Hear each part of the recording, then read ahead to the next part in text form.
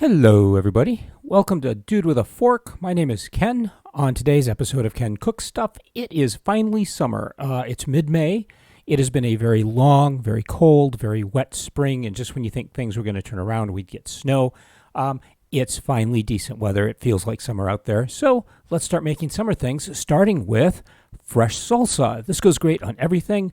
Tacos, nachos, enchiladas, burritos, whatever you want to make. A lot of people are just amazed by the thought that you can make this yourself at home, but it's basically just chopping things up and mixing them up and then having a little bit of patience while flavors meld in the refrigerator. So grab a really sharp knife and let's get started. All right, so to make fresh salsa, we really need four basic ingredients. We need tomatoes. We need some white onion. You can use yellow. You can use red. You can use whatever you want. I like white. We need some jalapeno peppers. We need some lime juice and a little bit of salt. So I'm going to show you a couple optional ingredients later on. But let's start with our tomatoes. I bought these Campari tomatoes at Sam's Club this morning. And let me show you these. I've already eaten one. I like these for one reason and one reason only. Now, usually I like Roma tomatoes for making salsa because they're nice and meaty. And I think these might be a little bit too juicy. But as you can see, they are perfectly ripe. And that's what you want for making salsa. I can deal with these being too juicy. I'll show you a trick to get around that when we start chopping things up. But there's no trick I have for making unripe tomatoes immediately ripe. You just got to give them their time. So we'll come back to that. If they get too juicy, I'll show you how to deal with that. We're going to chop up some white onion. Some people feel onion's a little too harsh, and I'll show you a trick to get around that. If you like the taste of jalapenos, but you don't like the heat, you can get the jalapenos that don't have any heat in them. If you like the taste of jalapenos, but you like a lot of heat, you can use extra jalapeno, or you can use serrano peppers, which have a very similar flavor, but a lot more heat. They're kind of jalapenos on steroids. And my optional ingredient is, of course, cilantro. Now, I say this is optional because I don't always have this available. And some people don't like the taste of cilantro. For them, there's a genetic mutation that some people have that causes cilantro to taste like soap. And so they really don't like cilantro. So if people don't like cilantro, I take them at their word and say, okay, we will not put cilantro in the salsa. But I like cilantro. I have it today, so I'm going to add some of that. So we're going to head over to the cutting board. I'm going to wash the peppers and the tomatoes, and I will see you there. Okay, so here we are over at the sink. At the counter next to the sink, you can see the edge of the sink right along here because anything I don't need is going to go in the disposal unit. So I'm going to start out with our knife, and this is a little Santoku knife that has a relatively thin blade, which is great for chopping up small things like this. I am, of course, going to start with giving it a little bit of a fine tuning here. This is a little sharpener that has a coarse side and a fine side. So I run it through the coarse side, and then I run it through the fine side, and this just helps keep the edge. And if you listen very carefully, you can hear, okay, it's very smooth. You're not hearing it catch on anything. And that's what we want. That means there aren't any nicks or anything in the blade. So I also have a bowl that I'm going to start putting things in. So I'm going to start with the tomatoes, and I'm going to move all of these out of the way except one so we can see what we're doing here. And these have a fairly large stem on them right here. So some people leave that in. I like to cut it out. So a couple of different ways you can chop up tomatoes. I like to do this if I'm going to take out that stem. Okay, so I'm cutting from the top all the way to the bottom in half, and then I can just come in each side and just take that core out. Okay. The other way that you can cut up a tomato is to do it this way. And that's advantageous if these are too juicy, because then we can just grab a spoon and just scoop some of this out of here. So I will show you that as well. Reach into the drawer, and you can just take a spoon or the spoon handle, depending on which is a good size, and you can just scoop all of that out. So actually this spoon's a little large for that. So these are smaller tomatoes, but you can see there's a lot of liquid here that could make for a very juicy salsa. So this is my trick. If your salsa is looking too juicy, or if it's looking too seedy, you can just get rid of a lot of that. Now, if these were tomatoes that I was just going to put in a sauce and cook up, you can just take this and just squeeze it, and most of that stuff will come out. So I'm going to grab a bench scraper. I know you're going to see a lot of people just take a knife and just scrape this off. That's really bad on your cutting board. It's really bad for your knife. Don't ever do that. Use a bench scraper. This is a cheap plastic one. It saves your knife.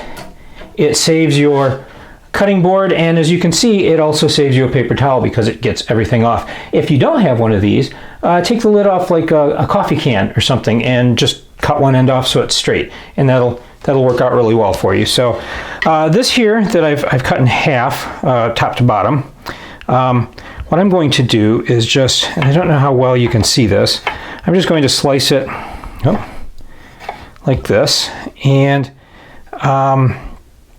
these are kind of big. I'm going to take half of those and just cut them like this. Okay, so again, I'm going to cut this way, and you can see what having a nice sharp knife does for you. Okay, then I'm going to take half the pile, flip it over, okay, and cut this way, which you can't see because my hand's in the way. Okay, but this gives me little strips. So now I'm going to just cut this way. Okay, just cut this way, and you can see this gives me nice little pieces of tomato, and that is indeed kind of juicy. So I'm probably going to take the seeds out of about half of the tomatoes that I use. So here's our bench scraper again, and one advantage of it being plastic is that it's a little flexible. So get everything off of there.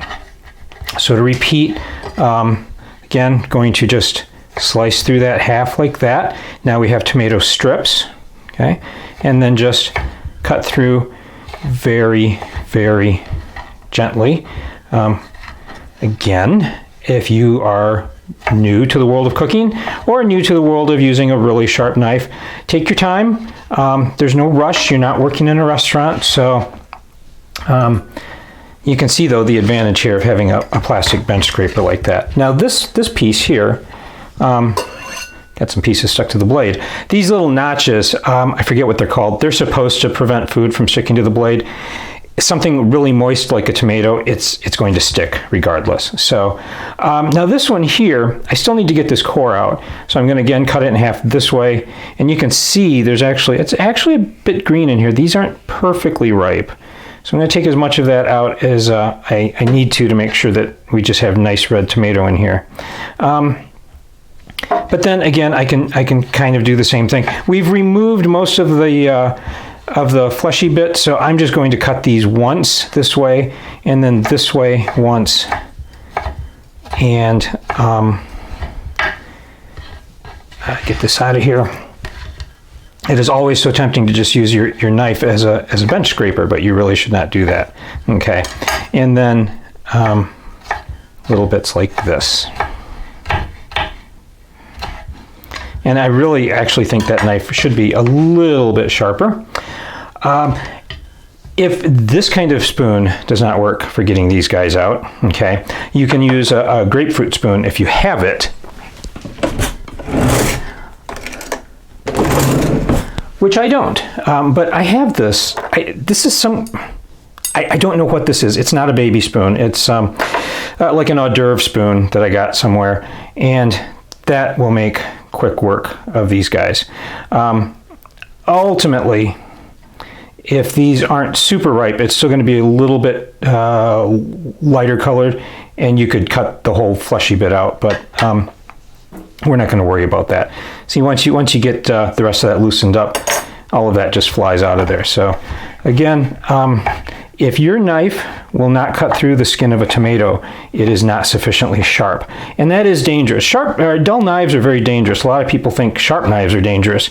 But dull knives make you do the work. Sharp knives do the work themselves. So as long as you keep your fingers out of the way, you're going to be fine. So Let's see.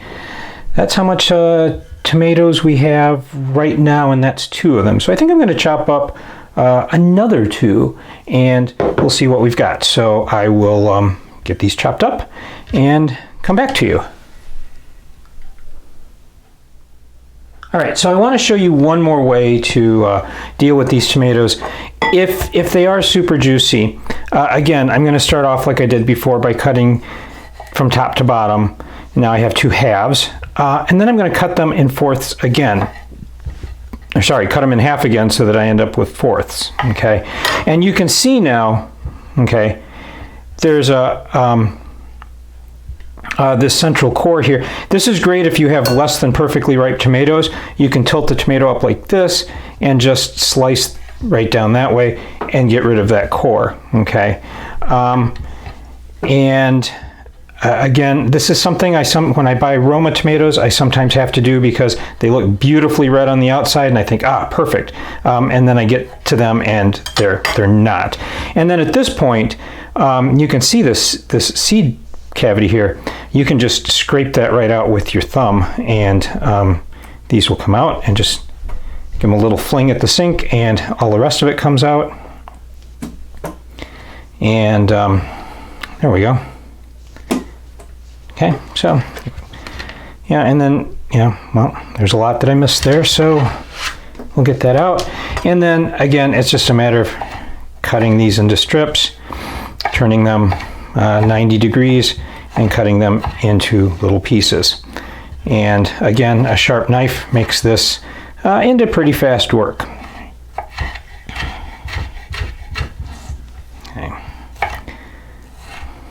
Okay. Practice your knife skills. Get a good sharp knife. Have a good cutting board. This one has little rubber feet on it. That means it's not going to slide around. I don't like glass cutting boards because the food tends to slide around on them. If you have a cutting board that does not have rubber feet on it, you can always put like a wet tea towel underneath it to keep it from sliding around on the counter. That's also dangerous when your food is sliding around on you, or when your cutting board is sliding around on you.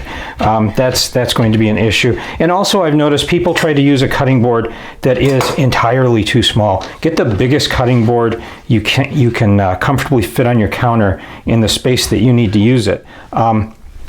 That way you're not doing this, you've got room to move around. So I'm going to show you the onions. This is a little trick that they use in Mexico to get some of that extra onion taste out of it. What I did was I took a couple of slices of this onion and I put them in a bowl of water, and you can see how white, opaque that water has become. And that's some of this extra heat, this extra oniony flavor diluting out into the water.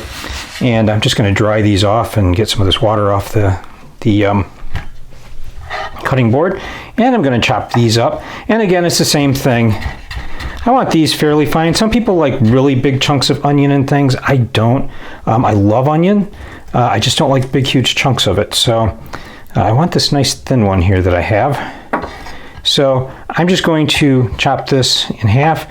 And then I'm just going to, you see I have like a semicircle, because I cut it in half, and I'm just going to push the little bits of the semicircle under the knife and get some nice little tiny bits as I go. Okay, and how much onion do you need? Well, that's a question of how much onion do you want. So I'm going to take this and put it on my bowl, and looking at that, I'm thinking for some people that don't like onion that much, that might be enough. I like onion, so I'm going to put a little bit more here. And these I sliced thicker, so these are going to end up being slightly bigger pieces. But what you can do is, you can see these are larger pieces. Just take your knife and just run it through like so. And you do that a few times, and now you have smaller pieces. So that works. So we'll get these guys in the bowl. And these guys stick to the, they're not as moist, so they stick to the board scraper a little bit more. And these pieces, I think I'm going to leave like that, just so there's a little bit of textural difference. So mostly small onion, every once in a while a nice big piece of crispy onion, and we'll put those in the bowl as well. Now we turn to our jalapeno pepper, and a lot of instructions that you see will say cut them in half. Okay, so we're going to take the stem off, and I actually like to cut back to where you can't see this white bit, because that's what we want to see. We want to see a little bit of space in there, because forget it. Now if you notice, there's a big central rib that goes down the middle, so I'm going to cut this in half this way, because I want to be able to see the seeds on either side. Now, a lot of people will tell you, take this central vein out, okay, and take all the seeds out, okay, and they just fall right out. And then this pepper isn't hot, or not as hot, and I don't like that, because I like the heat. That's why I'm using a jalapeno pepper. If you don't like the heat, there are the less hot jalapenos, or you can just use less jalapeno. The only thing I don't like about it is I don't like the texture of that central vein. So sometimes if it depends on how much I'm using. Sometimes I will take some out, and sometimes I won't. So again, I'm just going to cut this into little strips, and these I do want to cut into fairly narrow pieces. I don't want great big huge chunks of jalapeno in there. So I'm going to line these up with my knife blade, and then just go through and very patiently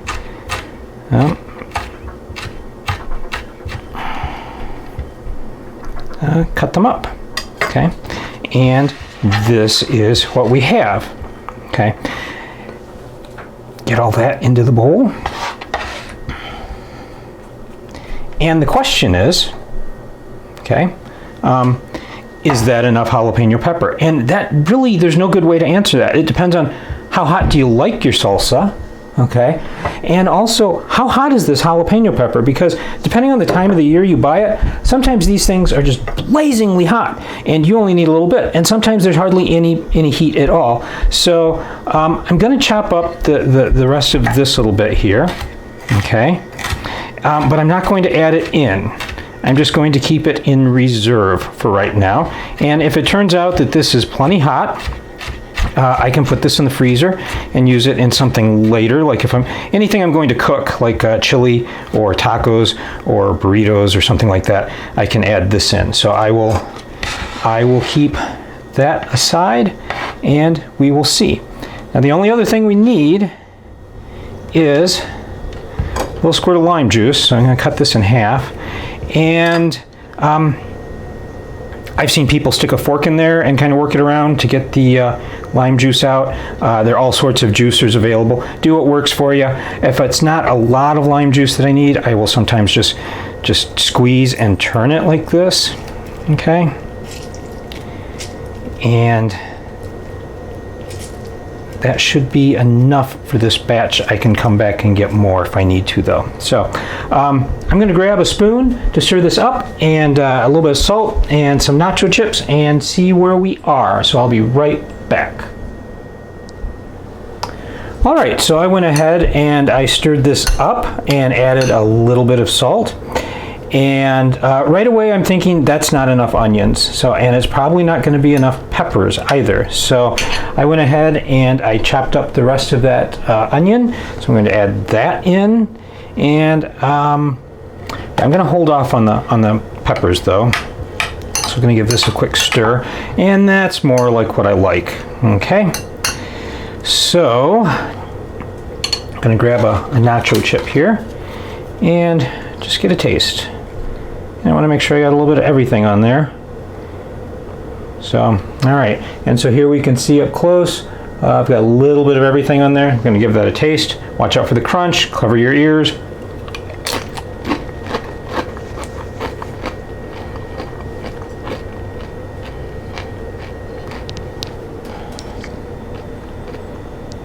Oh, those tomatoes are amazing. Such a great tomato flavor. But I'm definitely thinking I'm going to need the rest of these jalapeno peppers, because there is just the tiniest little bit of heat in that. So we are going to add those as well. And I have enough lime juice in there. That's good. In fact, the only thing I'm forgetting is the cilantro. But that's it at this point. You can see it's a nice colorful mix. The colors of the Mexican flag, actually, red, green, and white.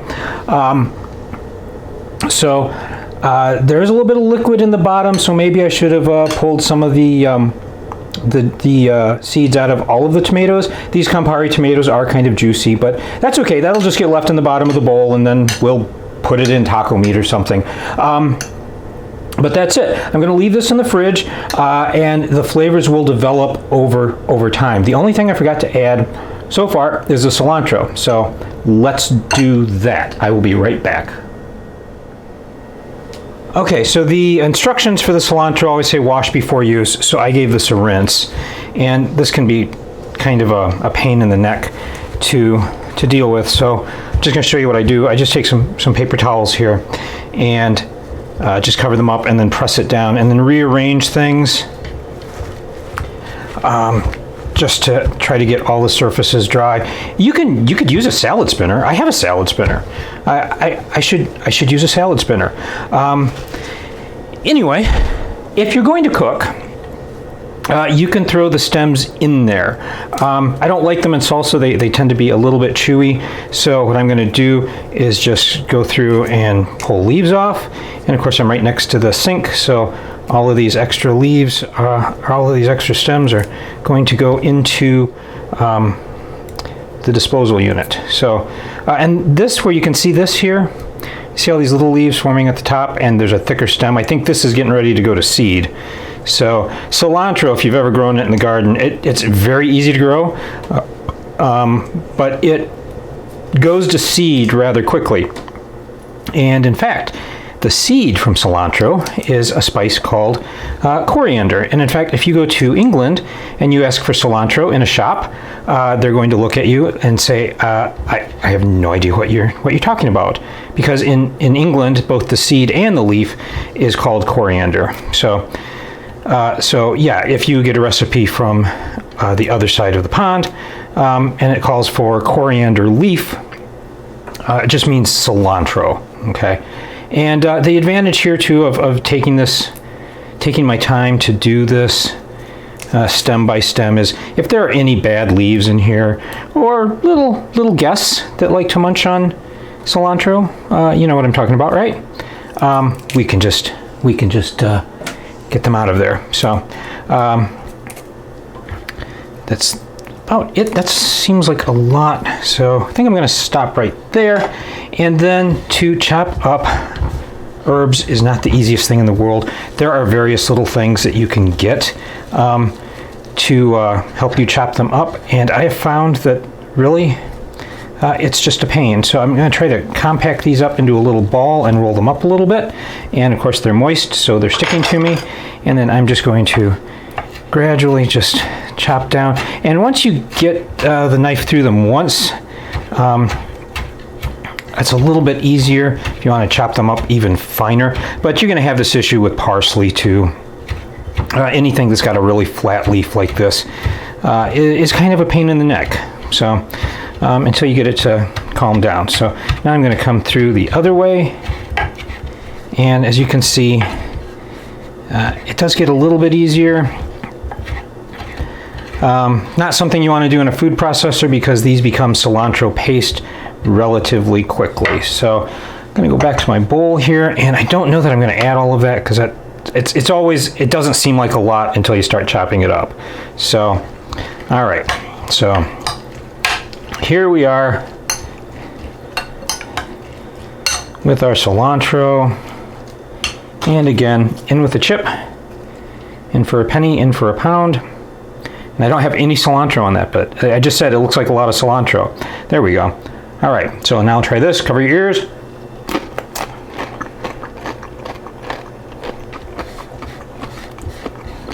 Yeah, that's great. We'll add the rest of it. Why waste it? Perfect. So I'm going to put this in a bowl with a lid, put it in the fridge, and come back in a few hours. And all those tastes will be really, really melded together. Of course, if you want, you can go to the store and buy one of these little salsa serving bowls, which I now have cilantro fingers on, and serve it in this, which is kind of fancy. I also found some little plastic ones on clearance, and these are great because they're small, so you can put several dishes of salsa around and let people help themselves. So anyway, that's it. Fresh salsa. Let's get it into our little serving dish here and let it look beautiful. And wipe this board off. Cilantro goes everywhere. All right. Nice, if I can keep from banging things together. There you go. Chips and salsa. Homemade. Not that big a deal. Enjoy. And that's it. Homemade salsa. It's really just washing a few vegetables and then a lot of chopping and a little bit of mixing and then a whole lot of enjoyment. As always, thank you very much for watching. If you like this content, please like this video. If you want to see more of this, subscribe and hit the bell icon to get notifications of when new videos come up. And if you have any questions, feel free to drop a comment down below. I will include a link to the website with a full recipe and more descriptions, because there are some other things that you can add to this besides just cilantro and lime juice. And I think I forgot, I did put a little bit of salt in there. So as always, thanks again for watching, and power to the proletariat. See you next time.